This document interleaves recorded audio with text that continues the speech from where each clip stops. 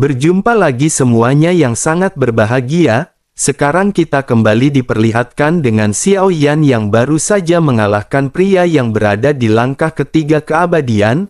Lalu setelah Xiao Yan meminta pil energi yang dirinya miliki, si pria pada saat ini menatap ke arah Xiao Yan dengan penuh kebingungan. Sosok Xiao Yan hanyalah orang Dogat, tetapi serangan Xiao Yan ini benar-benar menakutkan.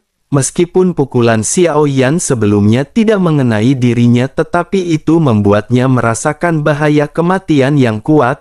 Kekuatan pukulan ini juga mengalir ke hutan yang besar di belakang dan lebih dari belasan pohon besar pada saat ini dihancurkan.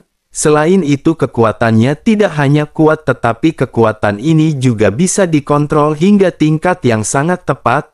Namun sesungguhnya bukan itu yang pada saat ini sedang dipikirkan oleh si pria. Yang paling penting yang membuat pria ini tertegun pada saat ini adalah Xiao Yan yang tampak terlihat acuh tak acuh. Xiao Yan tampak sedang menghitung berapa banyak pil energi yang pada saat ini Xiao Yan miliki. Pria itu pun tertegun dan tidak percaya sebelum akhirnya bertanya bagaimana ini mungkin. Si pria seketika melihat sekitar dan bergumam, mungkinkah tidak ada aturan di tempat ini? Mendengar apa yang dikatakan oleh si pria, Yu Tuo pada saat ini seketika tersenyum. Yu Tuo lanjut berkata bahwa si pria pada saat ini bisa mencobanya. Pria itu pun memandang ke arah Yu Tuo dan sosoknya pada saat ini hanya bisa tertegun. Sosoknya pada saat ini berpikir bahwa sepertinya sosok Xiao Yan ini tidak hanya kuat, tetapi Xiao Yan benar-benar tidak terpengaruh oleh aturan yang berada di tempat ini. Dengan begitu itu maka dapat dikatakan Xiao Yan bukanlah sesosok yang bisa dianggap remeh.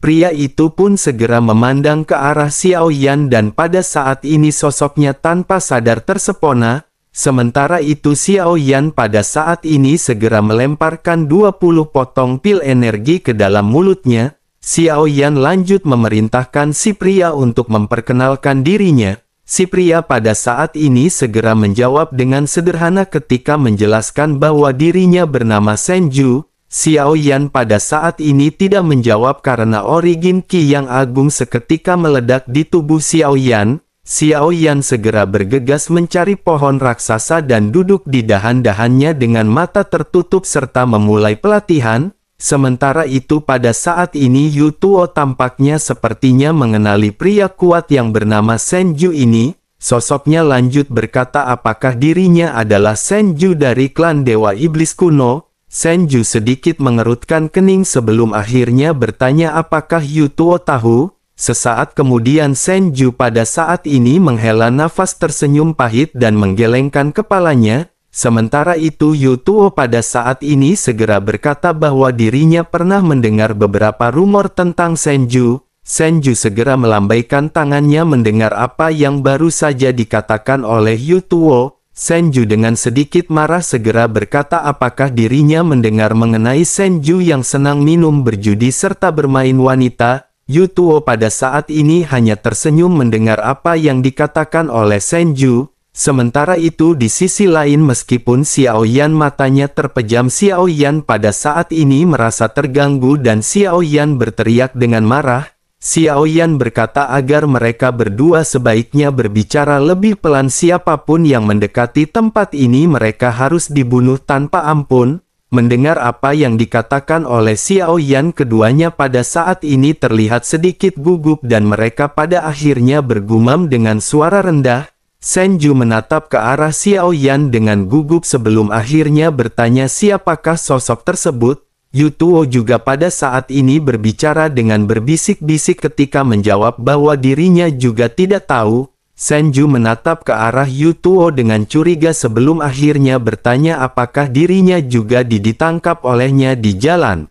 Yu Tuo mengangguk sambil tersenyum masam dan bergumam mereka berdua memiliki pengalaman yang sama. Sementara itu bersamaan dengan keduanya yang pada saat ini menghela nafas, sebuah suara pelan tiba-tiba terdengar dari samping mereka dan terlihat adanya sosok berdiri di samping mereka. Yu Tuo pernah melihatnya sebelumnya karena sosok ini adalah sosok permaisuri. Sementara itu Senju pada saat ini menatap ke arah permaisuri dengan tatapan terkejut. Saat ini tampak terlihat Senju seperti merasa seperti seorang yang sedang jatuh cinta. Senju bergetar dan Senju berpikir bahwa dirinya benar-benar belum pernah melihat wanita yang secantik ini seumur hidupnya. Senju pada akhirnya tanpa sadar tersenyum lembut sebelum akhirnya mulai berbicara kepada permaisuri. Senju bertanya bolehkah dirinya pada saat ini mengetahui siapakah peri ini?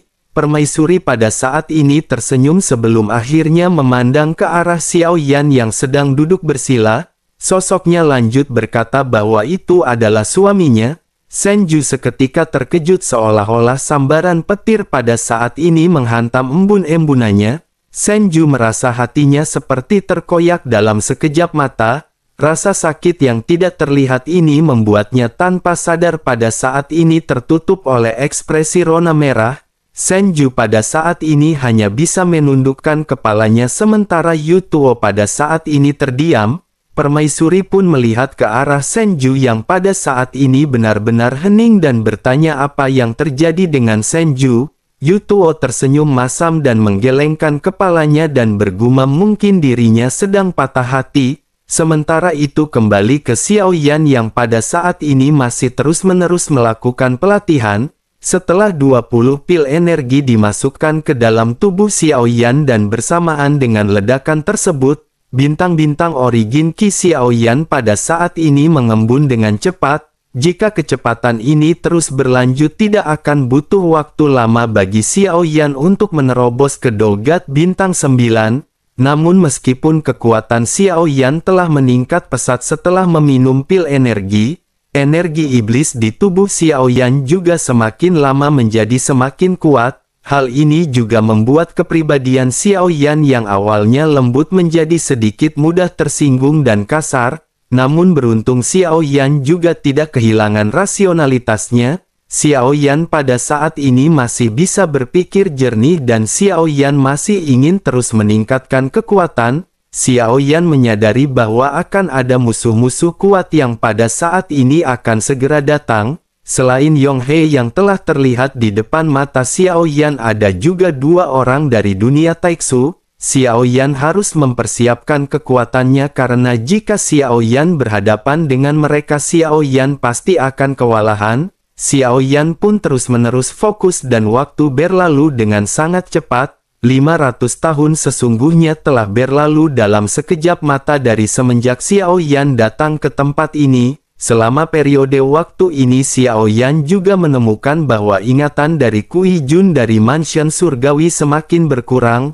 Mau tidak mau Xiao Yan harus berhati-hati terhadap kondisi tersebut. Mungkin saja Kui Jun telah menemukan sesuatu yang aneh di tubuhnya atau juga mungkin jarak antara dunia mereka menyebabkan melemahnya hubungan timbal balik. Di dalam ingatan terbaru yang diperoleh dari Kui Jun Mansion Surgawi dengan panik mempersiapkan kekuatannya, dalam waktu singkat dirinya memperluas kekuatannya di kehampaan utara dan dirinya mengumpulkan banyak pengikut. Pergerakan ini mungkin tampak tidak mencolok tetapi mereka benar-benar telah mempersiapkan semuanya. Memikirkan mengenai hal ini Xiao Yan menyadari bahwa seharusnya orang-orang dari mansion surgawi ini memiliki kontak dengan dunia Taiksu. Tujuan mereka mempersiapkan semua ini adalah karena mereka akan mencoba yang terbaik untuk mengalahkan Sensi melalui kekuatan internal dan kerjasama eksternal. Xiao Yan pun menggertakkan giginya dan Xiao Yan pada saat ini benar-benar kekurangan dalam hal waktu.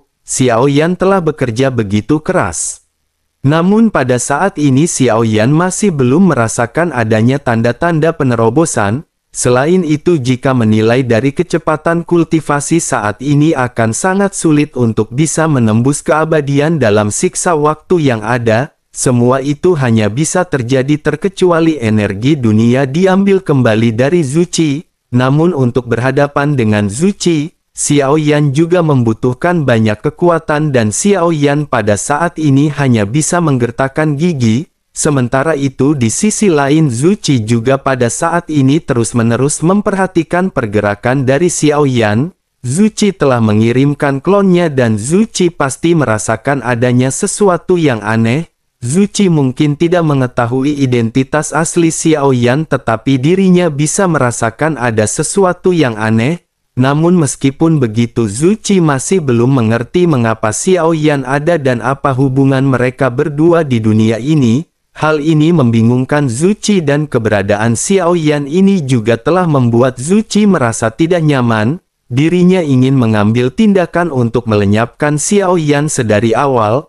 Namun Zuchi selalu dihalangi oleh permaisuri dan Zuchi tidak pernah berhasil. Terlebih lagi Zuchi juga baru mengetahui bahwa permaisuri pada saat ini mengikuti pergerakan Xiao Yan. Zuchi menggertakkan giginya dan berpikir pantas saja di pertempuran sebelumnya dengan Xiao Yan, dirinya merasakan adanya sesuatu aura yang familiar. Zuchi pada akhirnya memutuskan untuk menyerah pada idenya ini.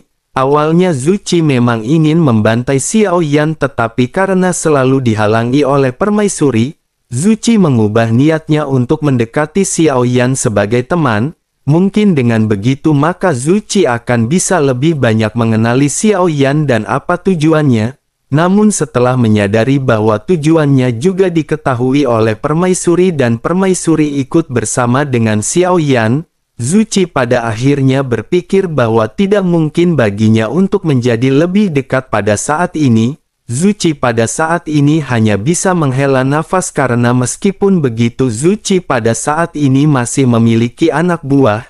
Zuchi yang berada di dalam tubuh Yonghe pada saat ini terlihat duduk bersila di suatu tempat dengan slip batu giok yang berada di tangannya. Sesaat kemudian slip batu giok ini segera dilesatkan dan dikirimkan ke arah dua wanita yang sebelumnya diselamatkan oleh Xiao Yan. Tampaknya Xiao Yan juga bahkan tidak tahu bahwa kemunculan dari Senju ini bukanlah sebuah kebetulan. Pada saat ini Xiao Yan hanya fokus dalam pelatihan. Sementara itu kedua wanita itu juga saling mendekat satu sama lain dan mereka menatap ke arah permaisuri. Mata indah permaisuri pun tertuju kepada dua gadis yang pada saat ini terlihat ketakutan. Dua gadis ini pun mendekati permaisuri dan berbisik sebelum akhirnya bertanya bisakah mereka pergi bersama.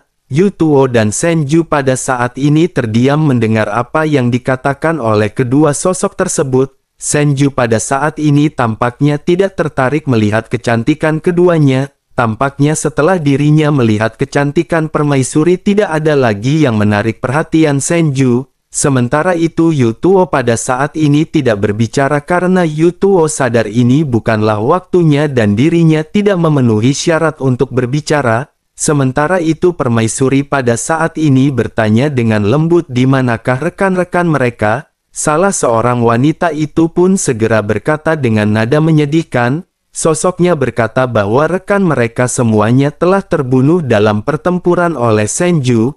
Mendengar hal itu permaisuri pun segera tersenyum dan berkata agar mereka jangan khawatir, suaminya adalah pria yang baik dan begitu dirinya selesai berlatih, permaisuri akan memohon ampun dan balasan atas nama mereka. Wanita itu hanya bisa mengangguk mendengar apa yang dikatakan oleh permaisuri. Sementara itu Yutuo sedikit mengerutkan kening ketika dirinya melihat ke arah dua wanita tersebut. Yutuo tidak mengatakan apapun tetapi ekspresinya sepertinya mengatakan sesuatu. Suasana pada akhirnya menjadi hening sebelum akhirnya sesuatu pada saat ini terjadi. Selama pelatihan Xiao Yan ini tempat ini benar-benar tidak damai. Selalu akan ada orang dengan aura kuat yang pada saat ini mendekat.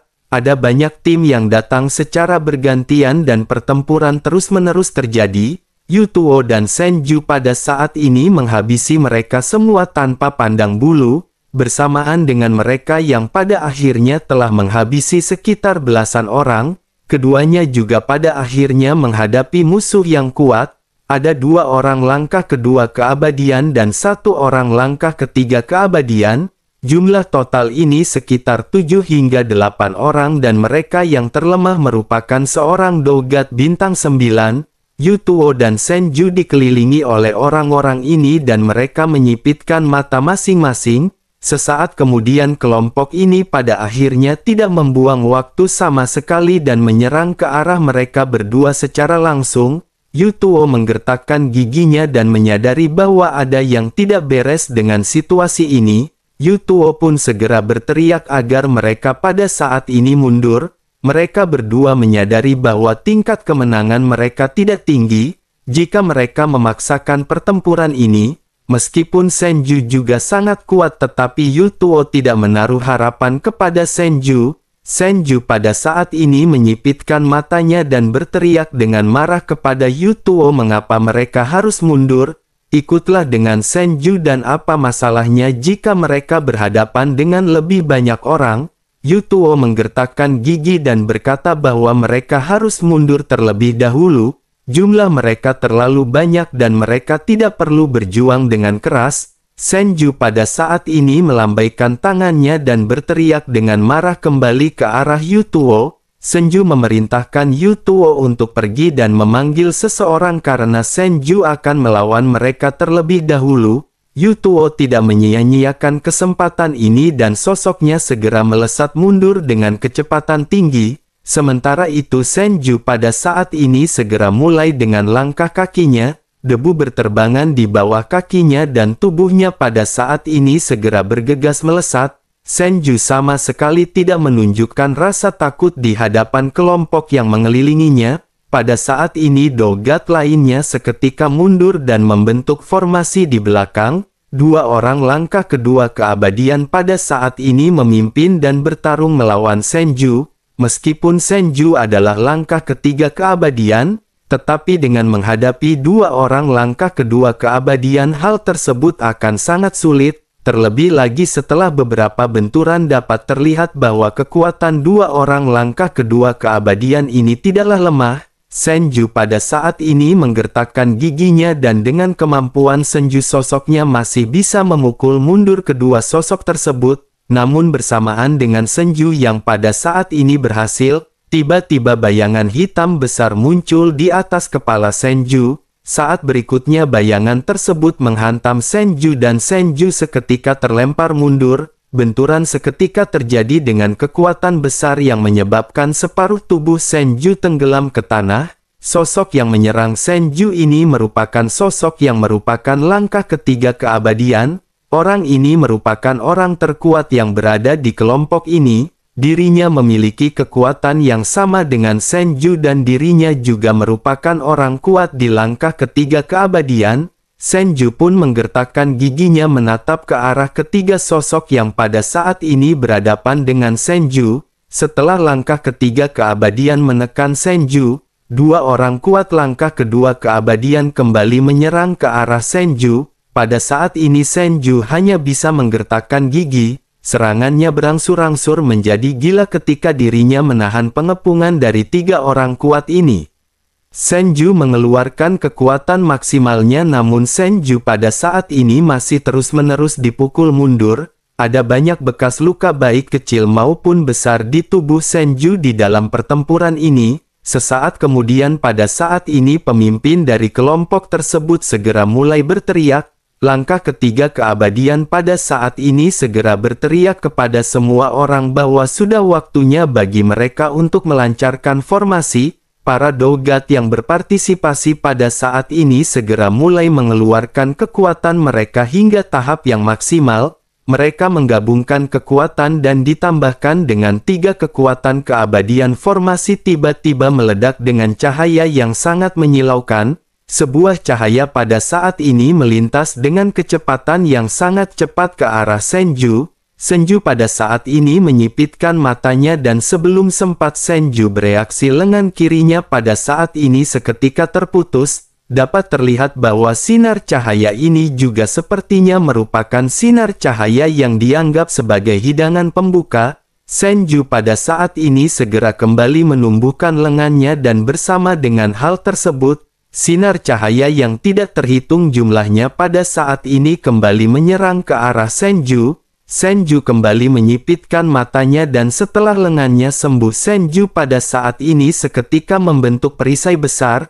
Senju juga pada saat ini mengeluarkan ramuan emas dan menelannya ke dalam mulutnya. Seluruh tubuhnya tiba-tiba bersinar dengan kilau emas karena pil ini dapat meningkatkan pertahanan.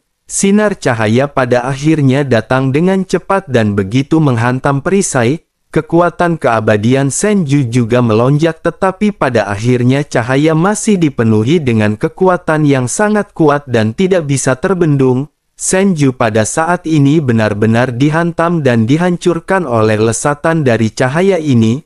Tubuh Senju pada saat ini benar-benar terburai. Hanya tersisa jantung Senju yang pada saat ini tersisa di udara, dan ketika melihat hal ini sosok di langkah ketiga keabadian menyipitkan matanya.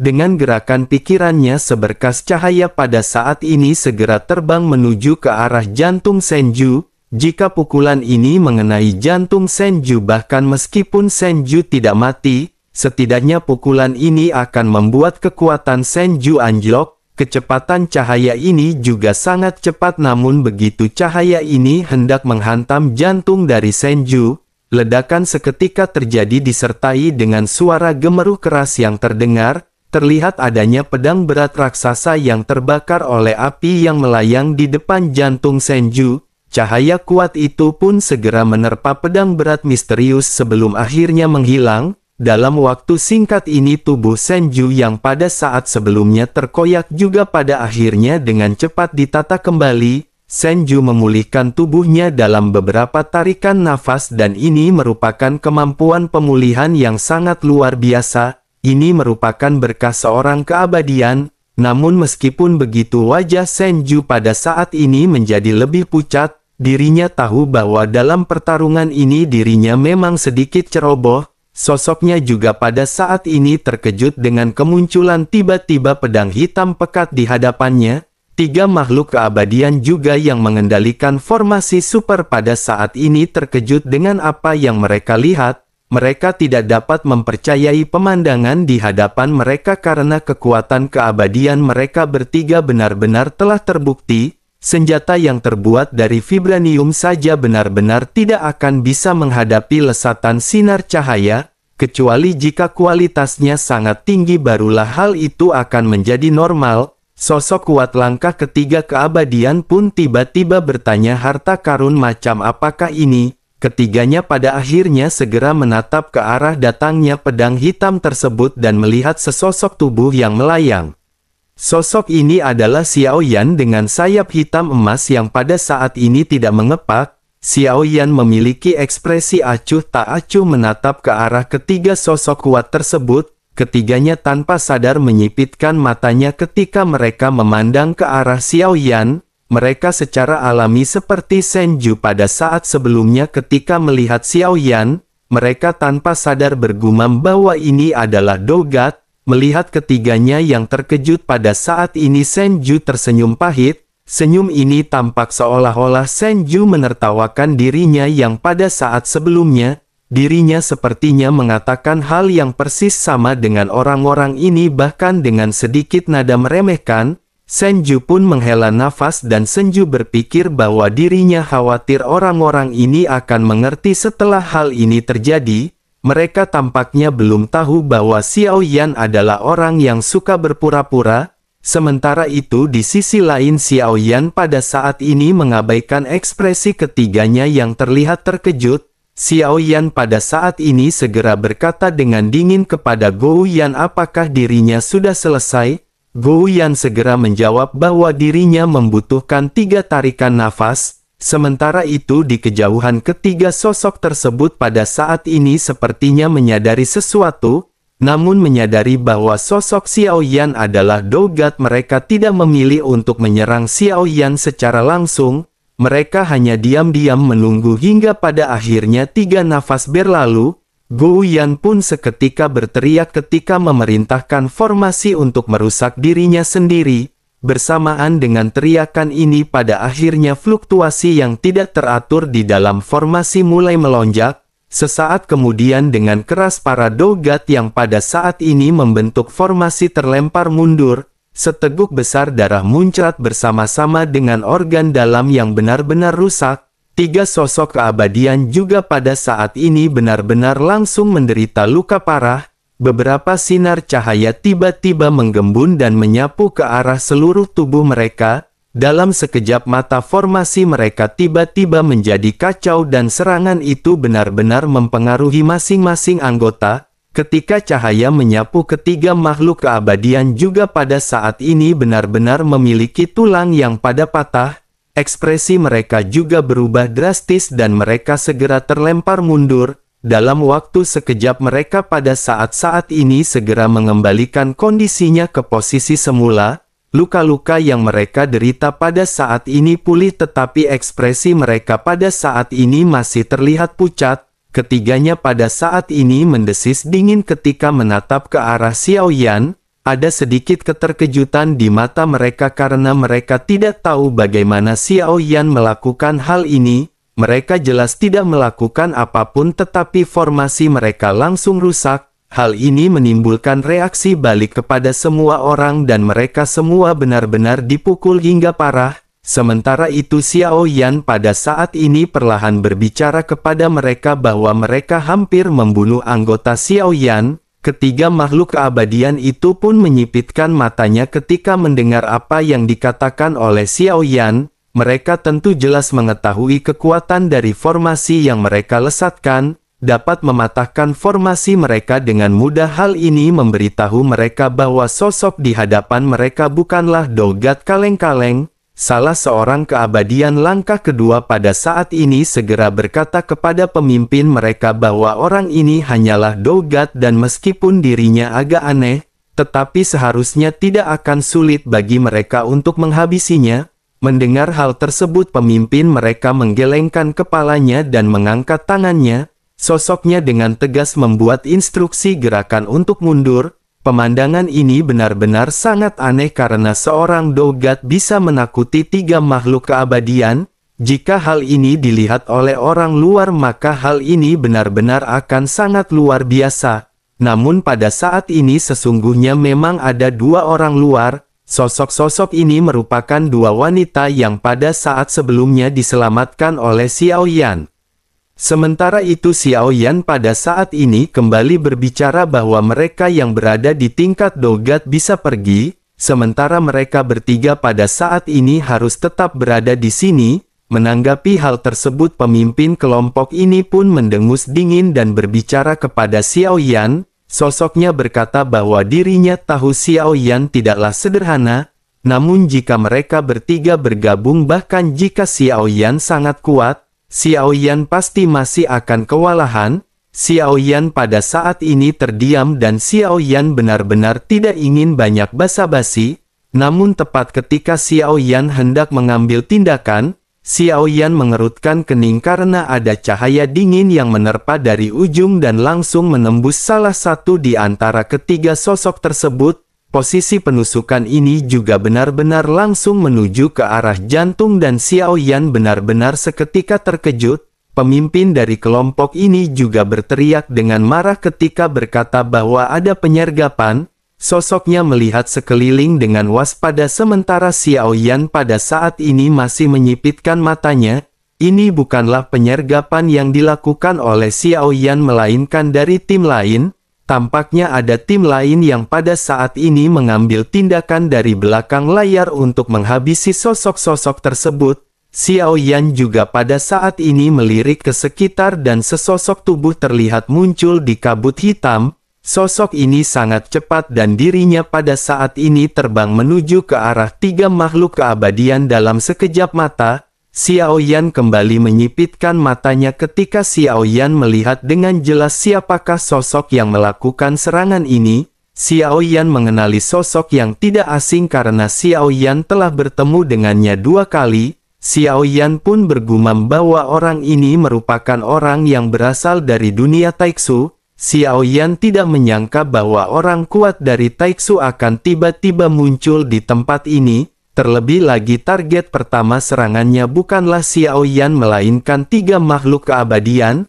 Mungkinkah ketiga makhluk keabadian ini memiliki dendam terhadap mereka? Xiao Yan pada akhirnya memilih untuk mundur sedikit dan bersembunyi di balik kabut abu-abu. Xiao Yan memutuskan untuk melihat pertempuran yang akan segera terjadi. Xiao Yan memperhatikan ekspresi ketiga sosok yang pada saat ini di bawah tekanan dan dari ekspresi tersebut Xiao Yan bisa menyimpulkan sesuatu. Xiao Yan berpikir tampaknya melihat tatapan ngeri mereka orang-orang ini tidak mengenali sosok-sosok dari dunia Taiksu. Dengan kata lain berarti orang Taiksu ini benar-benar hanya ingin membunuh mereka tanpa dendam dan tujuan. Mata Xiao Yan seketika memadat dan pikiran lain seketika melonjak di benak Xiao Yan. Xiao Yan tiba-tiba merasakan sesuatu yang buruk mengingat apa yang dikatakan oleh permaisuri sebelumnya. Permaisuri menjelaskan bahwa dunia Taiksu mengandalkan Void God Armor untuk mencuri kekuatan keabadian. Kekuatan keabadian yang mereka miliki berasal dari kekuatan keabadian dari sosok-sosok yang mereka bunuh. Tampaknya ini merupakan satu-satunya hal yang masuk akal yang bisa diterima di akal Xiao Yan. Tujuan mereka menghabisi makhluk-makhluk keabadian ini hanyalah untuk meningkatkan kekuatan mereka. Dengan menyerap esensi darah dari sosok-sosok ini maka kekuatan mereka akan meningkat secara signifikan seperti saham milik Budeyanti.